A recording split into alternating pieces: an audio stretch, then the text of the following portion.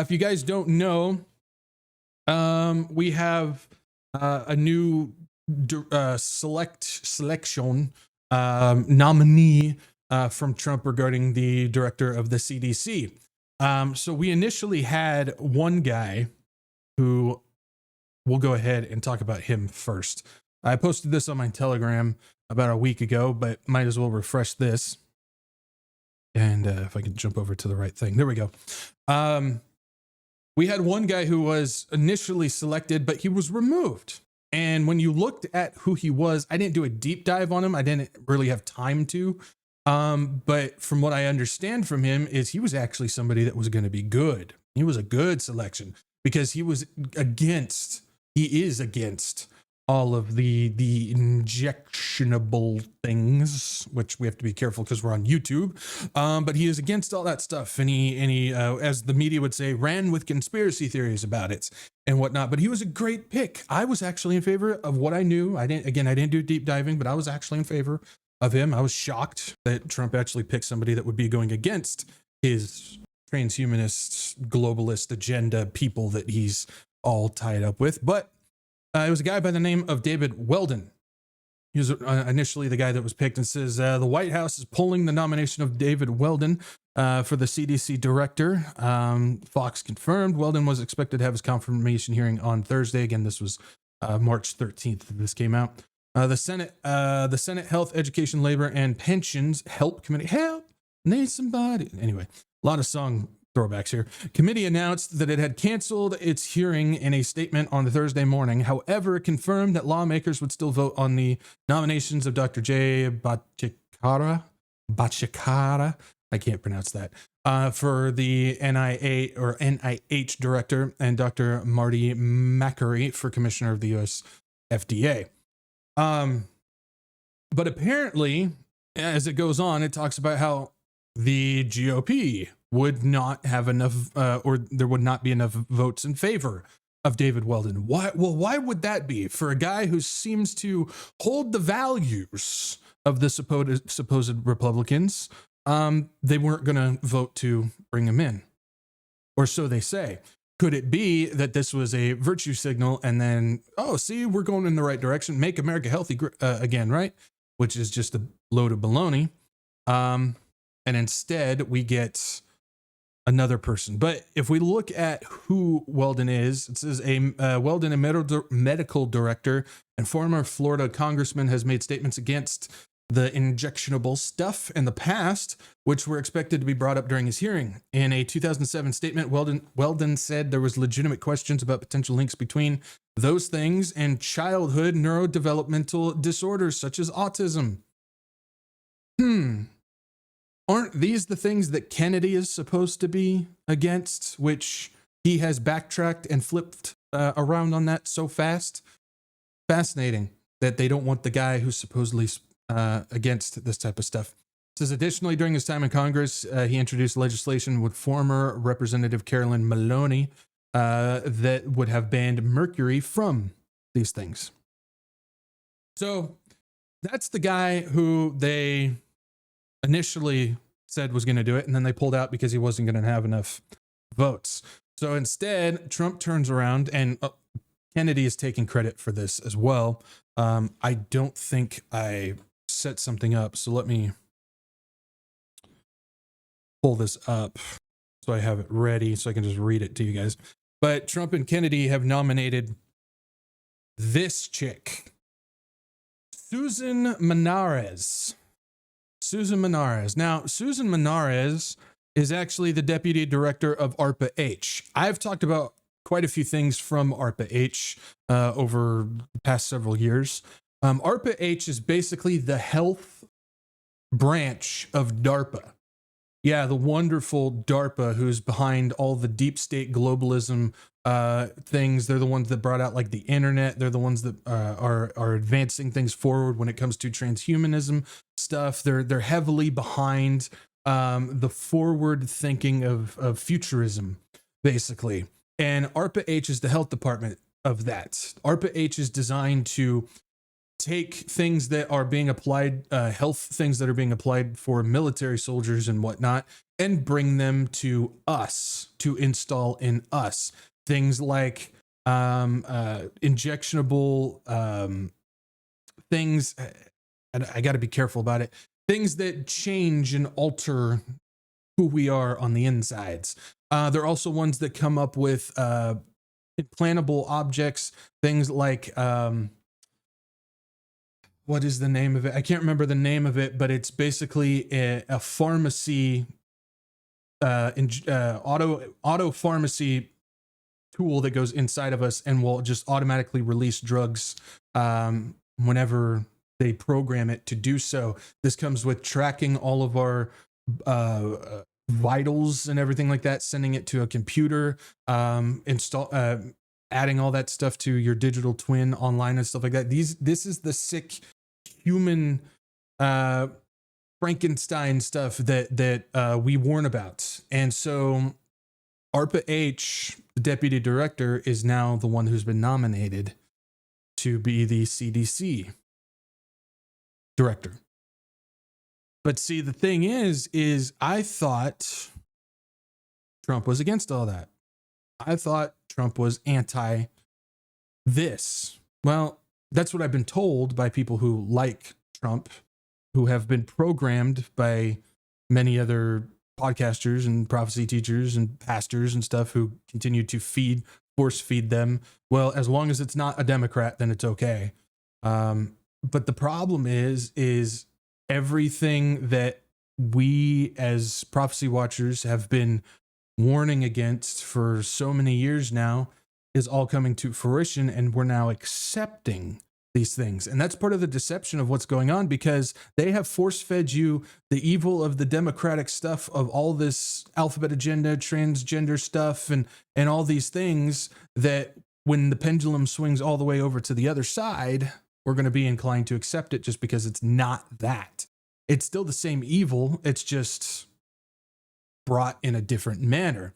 And a lot of this stuff really has to do with bringing about this system of the medical AI technological system that they've been working on for a long time. They want to increase their lifespan. They want to live forever through this stuff. They want to reduce our lifespan. They want to control us on a biometrics level.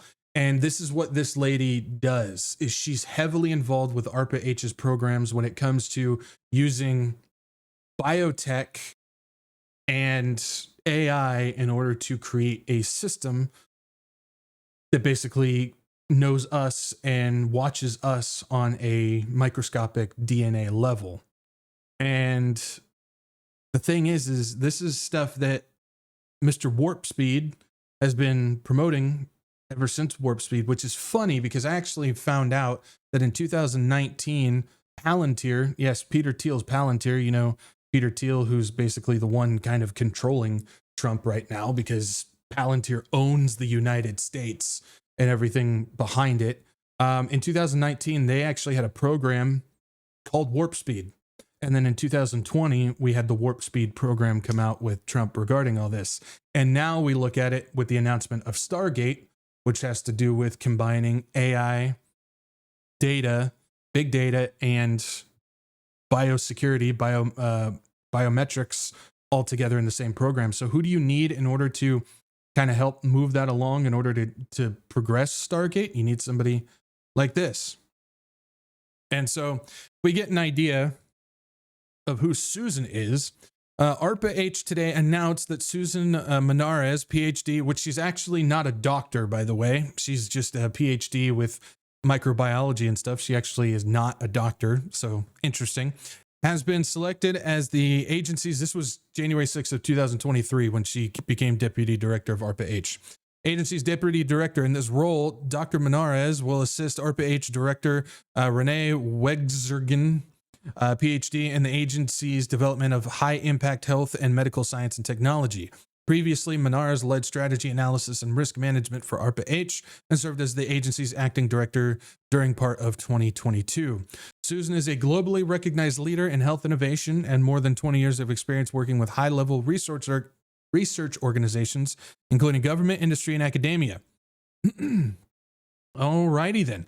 Prior to ARPA-H, Monarez was the founding director of the Center for Innovation at the Health Resources and Services Administration, the largest funder of safety net health programs in the Department of Health and Human Services. Monarez also served at the White House as the Assistant Director for National Health Security and International Affairs in the Office of Science and Technology Policy. She's been involved with Bush, Obama, and Biden's administrations.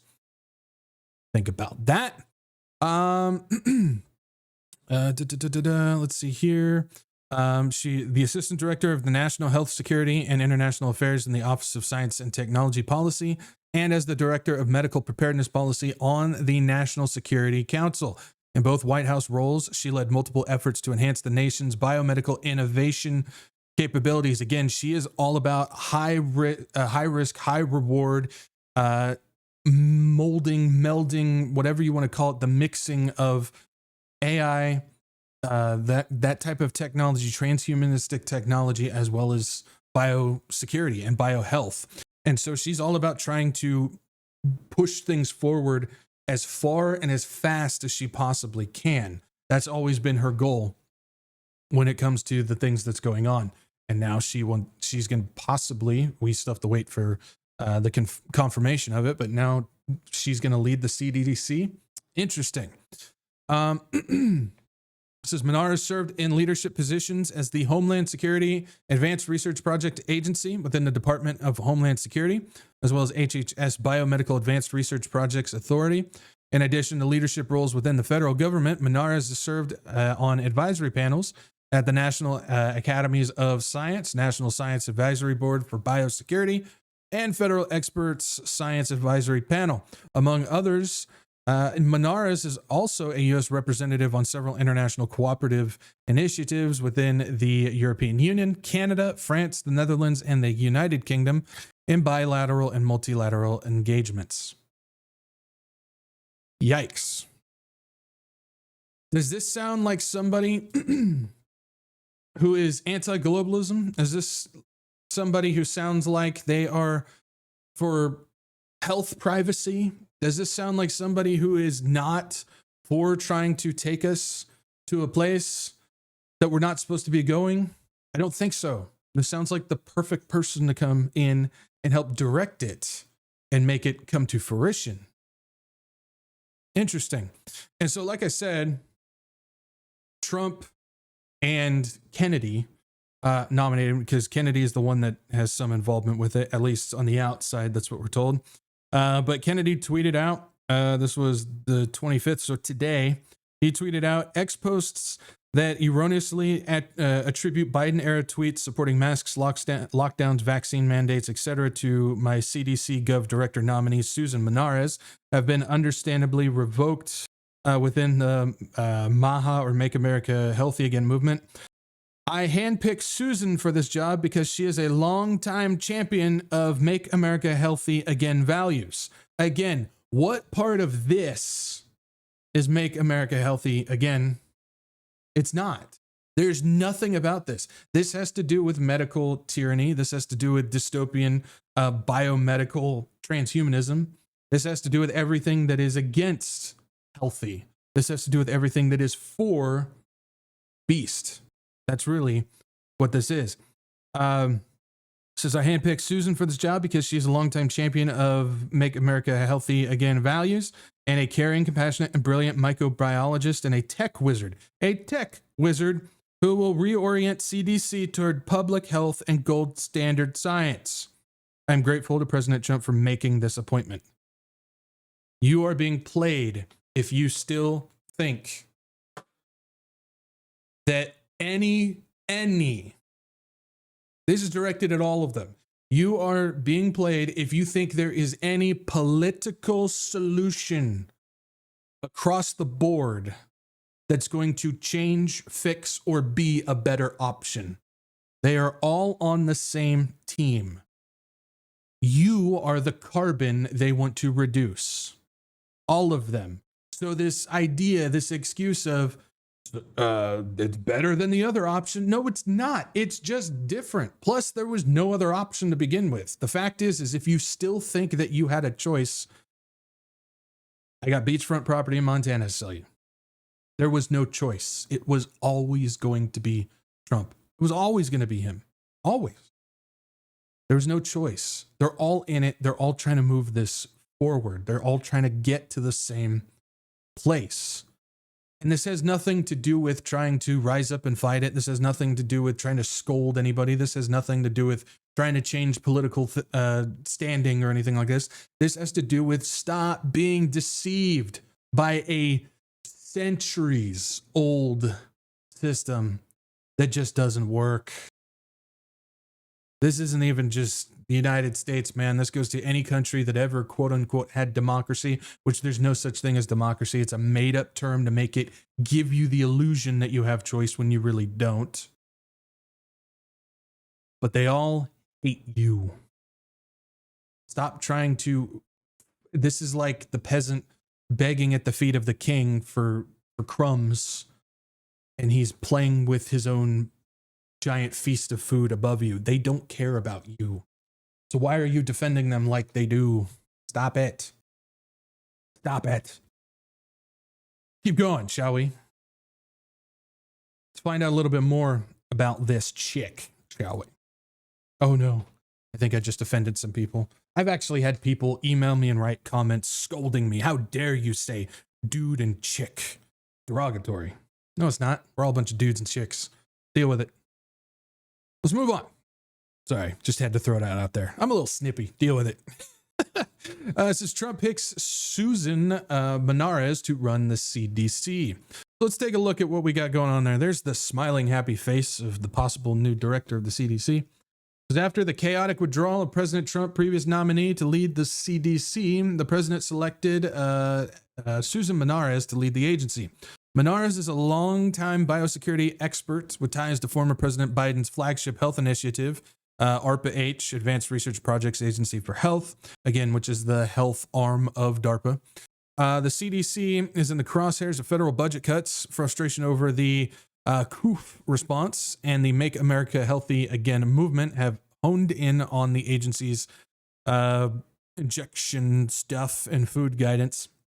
Remember, all Doge is doing is going in there, removing people that they don't need anymore in order to install AI. They're going to do the same thing when it comes to this program. It's just rinse and repeat at this point. The White House withdrew its original CDC nominee, former Congressman Dave Weldon, which we just talked about that, hours before his Senate hearing because of concerns that Republican senators would not confirm him. I wonder why. Could it be that he's against all of this stuff? They can't have somebody like that in there. No, can't do it. Got to have somebody that's going to play the rules of the game, basically. The Republican from Florida has long questioned the safety of measles injections. Remember what we got going on right now that's making the waves, at least down here in Texas, all the measles outbreak, and argued that the CDC was not actively exploring links between these things and autism and stuff. Position echoed by Health and Human Services Secretary RFK Jr., which again, he's flip-flopped and said, I'm not going to ban these things, and I am for mRNA. Shocking, right? Monarez would be the first CDC nominee to face Senate confirmation. CBS reported that Trump on Monday, Trump's planning to select her. The CDC's budget is about $9 billion with a billion, a slice of federal health spending, but the agency plans to play a big role in public health campaigns, such as efforts to combat HIV and get kids all junked up. The CDC is currently aiding in the response to Texas measles outbreak and contending with the spread of the bird flu as well.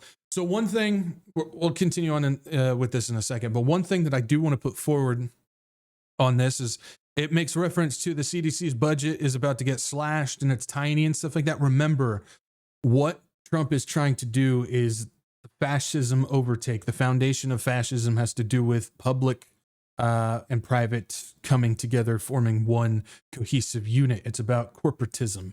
And as we know, these smaller outside companies, as well as the big ones, you look at Palantir, you look at OpenAI, you look at all these other corporations out there, they're all coming in and basically taking control of this government stuff. So they don't need as much federal funding, which of course that's part of the whole Doge thing. We're reducing federal funding and all the spending and the gloat and everything like that. That's fine. That's great. But the problem is you're going in, installing AI, and then sending all that money over to contracts to private companies. That's what Trump has been doing. Just like the whole takedown of the US aid program, that was a giant lie. It was never taken down. That money has just now been reshuffled to his private outside funding group, which is the DFC, which we just talked about that about 2 weeks ago. Go check that out if you guys haven't seen it. And so it's all about shifting. It's all about virtue signaling, make it look good on the outside, but it's all about moving things in the direction that they want to do when it comes to this. And so it wouldn't be shocking if they do start cutting money regarding the CDC, but all of that money is now going to other outside sources to push things forward. So just something to think about when it comes to that. As Americans have lost confidence in the CDC due to political bias and disastrous mismanagement, Trump said in a post on social media. So what do? We hire somebody who's a part of all of that. That's a good idea. Working with Kennedy that will prioritize accountability, high standards in disease prevention to finally address the chronic disease epidemic and make America healthy again, as he chomps down on his McDonald's. Monarez has a long track record of government service stretching back to the administration of Bush, George W. Go out and go shopping. We're going to go ahead and go into Iraq. We're going to go ahead and take down terrorists. While you're doing that, just stay home. Everybody go shopping. That's right. I'm George W. Bush. I had no idea about 9/11. Whatever those conspiracy theories tell you, it ain't real. But yeah. Administration former President George W. Bush, and she has worked as an advisor for the Biomedical Advanced Research and Development Authority, or BARDA. I've talked about them in the past too. We don't have enough time to get into it, but I got other videos on that if you want to check it out. Luciana Borillo, Senior Fellow for Global Health at the Council on Foreign Relations. You just can't make this stuff up, man. This is like Mel Brooks wrote this. I wouldn't be surprised if Mel Brooks did write the script for the U.S. government. Luciano Borillo, Senior Fellow for the Global Health at the Council on Foreign Relations, worked with Monarez back in the early days of BARDA. Borillo was enthusiastic about Monarez's nomination, describing her as a dedicated and experienced public servant with a deep network of relationships across the government. Isn't that just to give you the warm and fuzzies? Doesn't that make you feel good? Which, by the way, I looked up Luciano Borillo to see where she's at now. Just a pit stop real quick. Let's see. Let me go full screen on this. You probably can't read them. That's fine. I just want to show you guys. You see all these little words here, all these different words and everything. These are all companies that have to do with biotechnology, biosciences, pharmaceuticals, therapeutics, genome, mRNA, all this stuff. She's involved. She's on the board of directors for this venture capital that funds all these things. All of that. And she's the one that's friends and endorsing and has worked with Monarez. Just something to keep in mind on that one. It says, I am enthusiastic because she's somebody who has dedicated her life to public service, to our biomedical research enterprise, and she's someone who's extraordinarily organized. It's Borillo, who is the venture partner of ARC Venture, which we just took a look at their page, and a former director for the Medical and Biodefense Preparedness Policy at the National Security Council. I'm just blown away here. She's somebody who I think has great integrity, and she's very smart. Great. Tom Inglesby, director of the Johns Hopkins Center for Health Security at the Bloomberg School of Public Health, again, warm and fuzzies on that one, expressed support for Monarez's nomination, though it was more guarded fashion. Inglesby served for a time as a senior advisor to the Biden White House COOF's response and has known Monarez for years. He described her as somebody capable, a highly capable public servant with many senior level positions on her resume. If Susan is given the latitude to lead on public health issues at the CDC, given the ability to decide on the injectionable science and to make other key policy decisions without outside intrusion, given the budget to make sure that the range of key public health programs stay robust and strong, given the capacity to maintain a strong and expert CDC workforce, I have no doubt that she will be a very effective CDC leader who follows the science and medical evidence and who works every day to protect the public's health. Right. And I'm the Queen of England. Monarez has worked mainly behind the scenes, a fact that will likely work in her favor when it comes to when it comes time for Senate confirmation process, unlike Weldon and some figures who have rumored as possible replacements for him, there does not, it's referencing the one dude out in Florida who's been outspoken about this stuff as well.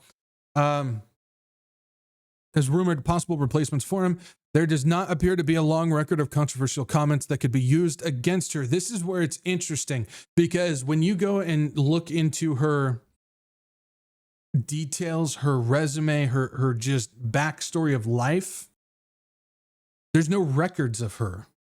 You can find bits and pieces here and there, but there's no like actual like records of her anywhere, which is interesting. I mean, it's just interesting. I have a lot of questions, because you can usually find records of these people, but there's not much out there of her. Like I said, there's bits and pieces here and there, but it's a lot of holes. Borio said that she doesn't know Monarez views on the injections, though given Monarez work on preparedness at BARDA and elsewhere in the federal government, Borio thought it would be likely that she would support their development and use. Yeah, that doesn't shock me at all. Let's see. Monarez would be the first CDC director since 1953 not to have a medical degree. Nice.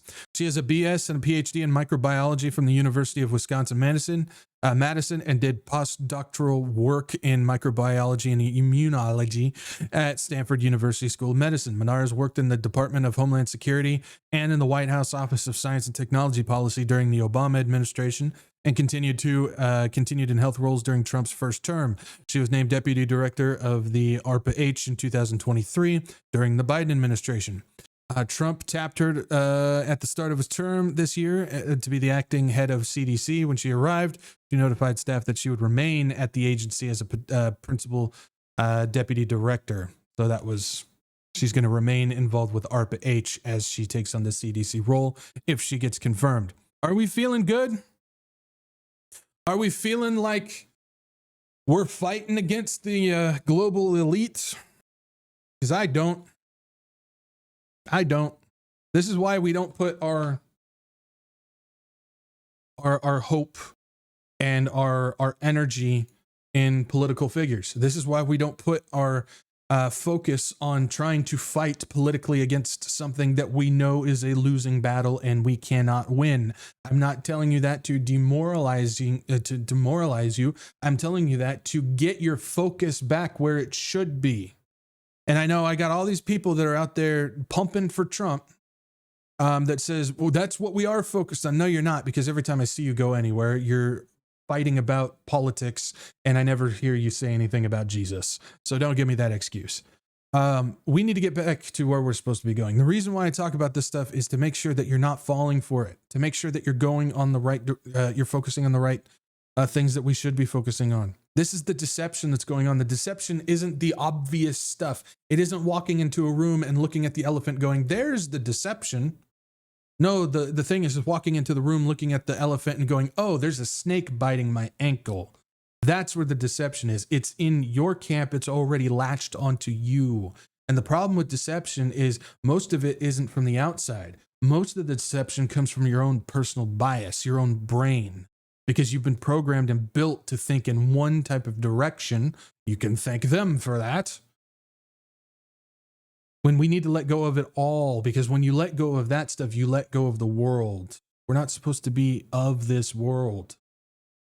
We're just passing through, man. And so when we are passing through and we decide to go ahead and put a pinky on the dirt, and then we put the next finger on the dirt, soon we've got a full grip of the earth and we can't let go.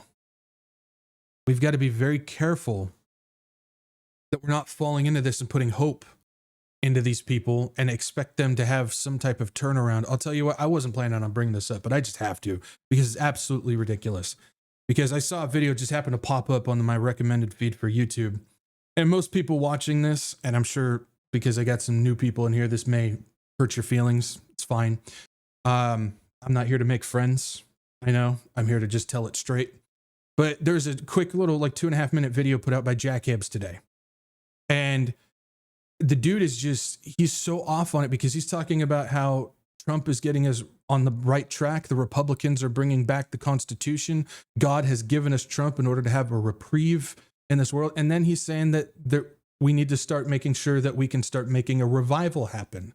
Nothing in scripture says that the revival is going to happen on this side of the thing. The only revival that's going to be happening now is the false revival, the Great Awakening and the Golden Age and the Age of Aquarius and all these other false revivals that are going to take people to the wrong side of what's going on. And so and I'm calling it flat out, that video that Jack Hibbs put out was straight propaganda. And I would not be shocked if he's on the payroll, because of who he's associated with on the political side of things. I'm just putting it out there. I don't care at this point, because that is straight propaganda, and we have more people that can't open their Bible and realize what he's saying is incorrect. They're just going to go off of whatever he's saying. And there's a lot more out there. I'm just picking him because I saw that video today and I was just shocked. No, I wasn't shocked. I was not shocked at all, because I know that's where he stands. I was appalled. I was like, seriously? We have got to make sure that we're keeping track, that we're opening the Word of God and letting that lead us. Not man, not political figures, not political movements, not pastors. We have to make sure that we're opening the Word and staying focused on what we're supposed to be doing. Don't ever take anything of what I say at face value. Go and look it up yourself. And if you disagree, that's fine. But don't ever take anything that I say as 100% truth. I don't ever want to see anybody go out there, well, Zach said. It's like, don't be doing that. It says, well, the Word of God says, or from the research that I have done. That's what I want to see. I want to see people be active on this on their own. Moving on. So with ARPA-H, there's some stuff that we should be aware of. Again, I've talked about some of their programs in the past, but I just want to put some of this forward regarding some of the programs that she has been involved with regarding ARPA-H and everything that's going on. So if we take a look, this is Yale School of Medicine, August 28th, 2023. So this was after Monarez became Deputy Director of ARPA-H. First ARPA-H grant, mRNA-based anti-cancer. You're going to notice a theme that when she joined ARPA-H, there's been an extensive push for anti-cancer research. Stargate is about cancer, remember? You remember that introductory video? You'll notice a theme. It says new Moonshot Federal Agency Award uses designer mRNA to instruct dendritic cells, a key initiator of immune responses, and attempt to program patent-specific treatments.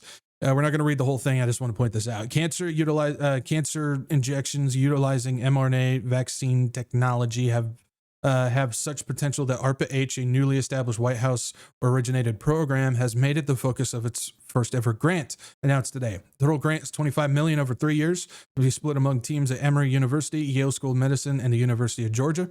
Research teams at the three institutions are working together to strive to harness the natural immune system for development of personalized therapeutic injections against cancer and emerging infections along the lines of how the mRNA injection targets SARS-CoV-2.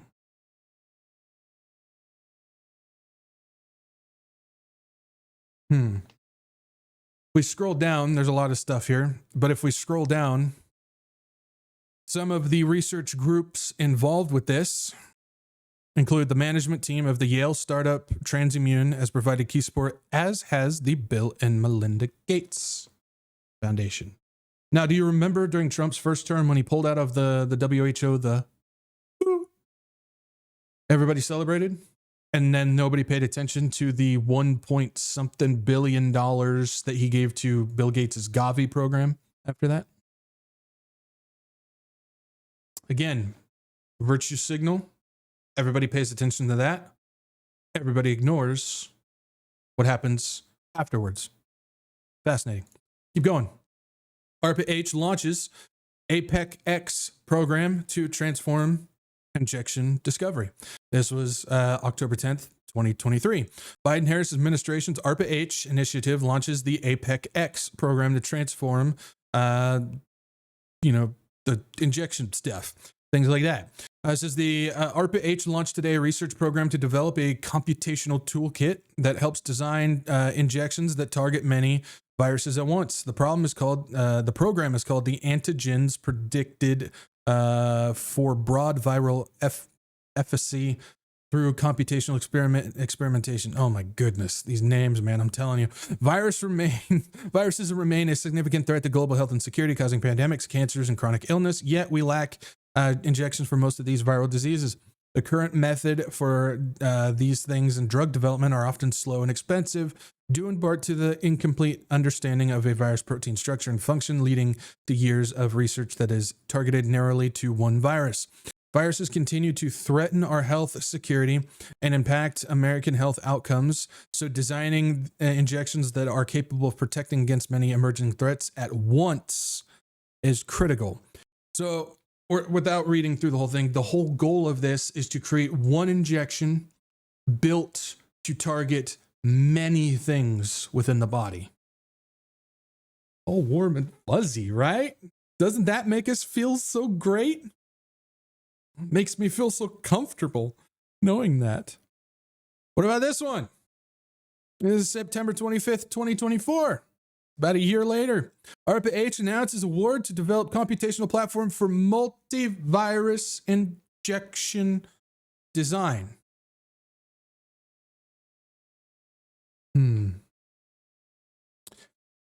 ARPA-H, an agency within the U.S. Department of Health and Human Services, today announced teams to receive awards from its Antigens Predicted Broad Viral Efficacy through Computational Experiment at the APEC-X program we just talked about.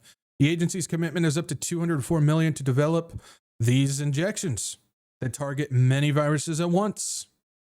Again, isn't it comfortable knowing that they're trying to create something that it goes all throughout the body to attack various different things? This woman is involved with many of these things. She's the one that's been helping direct all of these things.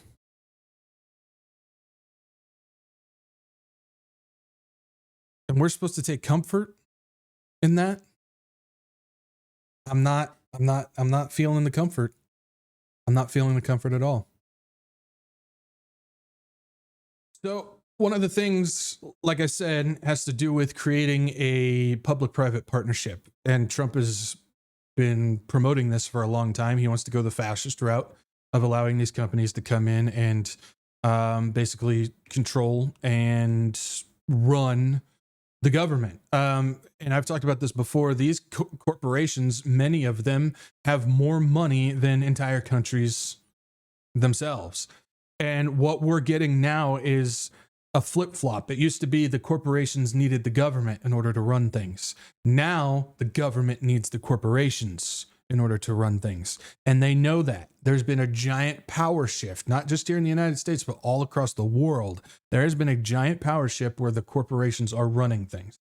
They just are. They're doing it now, and they're gaining more and more foothold to do it. The politicians are the theater. That's why I call it the political theater. It's there to distract you. It's there to give you the illusion that your side and your people are fighting for the right thing and stuff. None of that matters. It's the corporations. Like I said, Trump is not running anything right now. It's people like Peter Thiel and the Palantir group with Alex Karp and whatnot who are connected to the Bilderbergs, and they're connected to different governments out there. They're connected to the World Bank. They're connected to all of the technological and technocrat groups. They're connected to all these things. They're the ones that are running this stuff.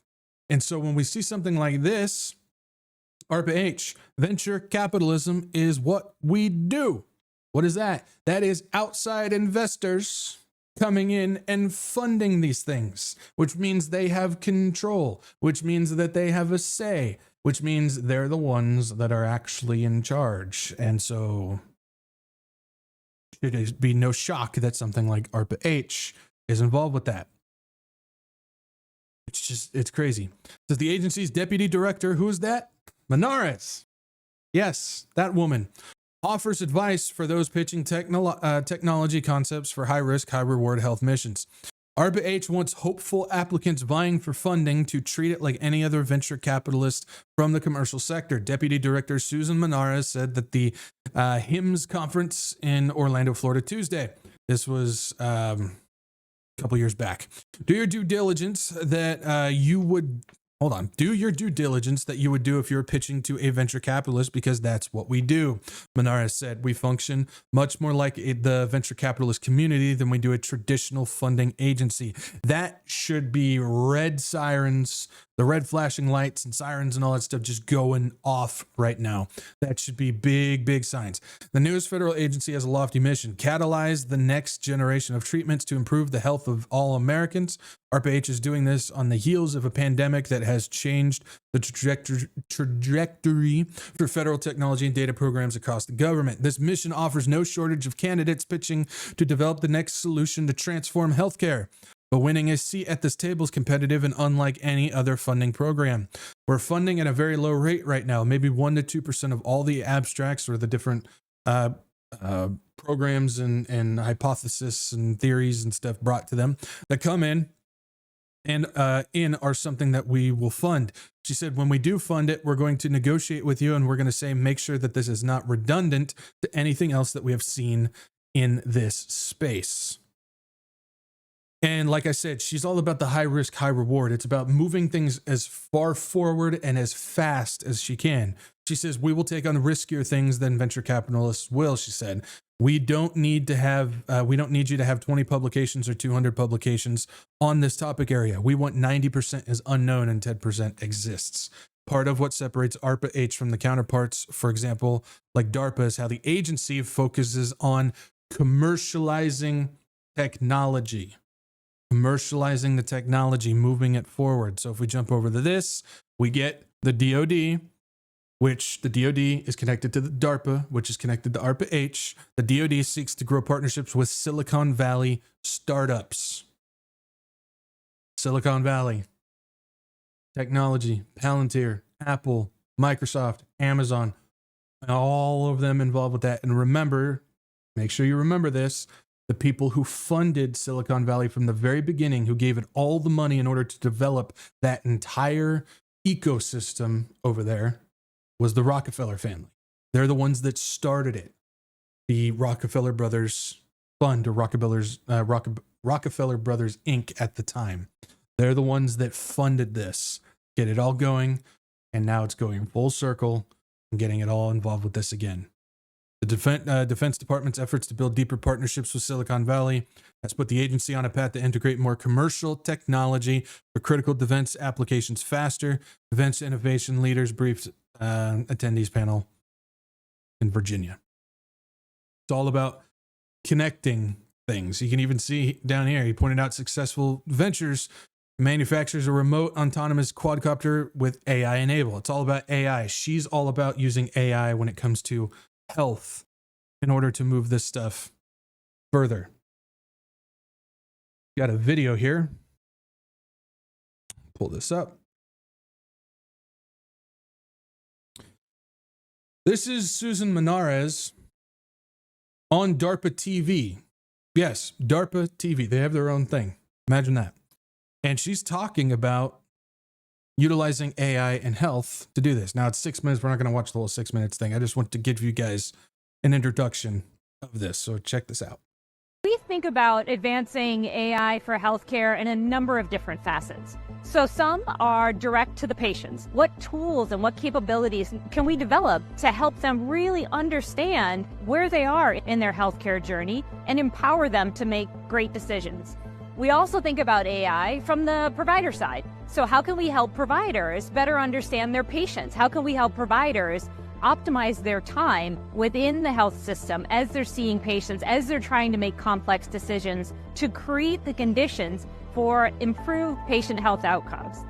We also think about AI from the defensive side. So we understand that there is a great vulnerability within the health ecosystem. More and more is coming online in the Internet of Things that are going to have an incredibly positive effect, but we also know it creates vulnerabilities. And so we're using that same AI technology to help defend against those vulnerabilities, to anticipate the negative implications that are happening within the health systems, and to try to stay ahead of it. ARPA-H takes on the entirety of the health ecosystem. It's not just biomedical research. It's not just resilient systems. It's not just investing in the tech of the future. It is all of those. And what we do is we actually go out and we seek these incredible innovators. We call them our program managers. And they come to us and they say, you know, here are the big problems that we're seeing in the health ecosystem space. We will fund anything across the health ecosystem so long as it helps further our mission, which is to improve health outcomes for everyone.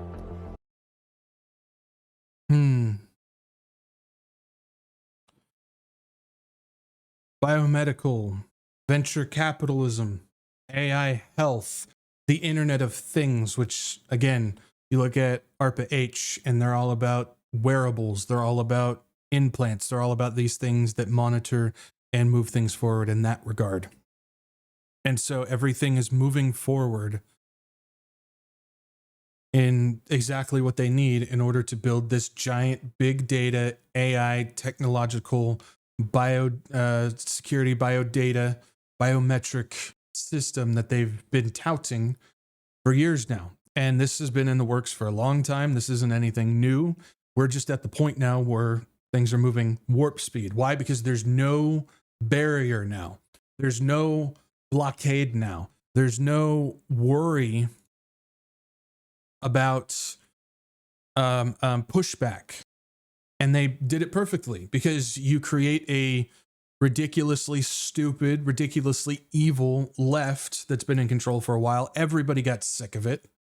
And then so when the pendulum swings all the way to the other side, everybody's just embracing it because it's not that. That's all they care about. Well, it's not that. So it's all good. Oh, Doge is going in there and getting rid of all the gloat and stuff like that. That's great. But they don't realize what's being done. They don't realize the work that's being done behind the scenes. They don't realize where that money is now going. They don't realize who's actually in control of all of these things. And I've heard the argument before where it's, well, AI itself is not inherently evil. It's a tool that could go one way or the other. And so that's no big deal. But the problem with that is it's who's in control of that AI, and we know who's in control of that AI. But if you can't recognize who's actually in control of that AI, you're going to throw that argument out there saying it's not a bad thing. Well, it absolutely is, because it's been developed and is being used in a direction that we know is bad. So usually when those arguments come at me, that's a bad argument in my opinion, because we know who's in control of this stuff when it comes to that. Now we know who's in control of the people who is in control of that. So we have nothing to worry about. We have no reason to fear, at least for those who have salvation through Jesus Christ, because we understand that we're covered. We're covered by the blood of God, by the blood of Jesus, and we're covered by the sovereignty of God. But that doesn't get us off the hook for recognizing what's going on, not being deceived by it, and sounding the alarm for what's going forward regarding it. So don't ever let that be an excuse to keep you from doing what we should be doing. So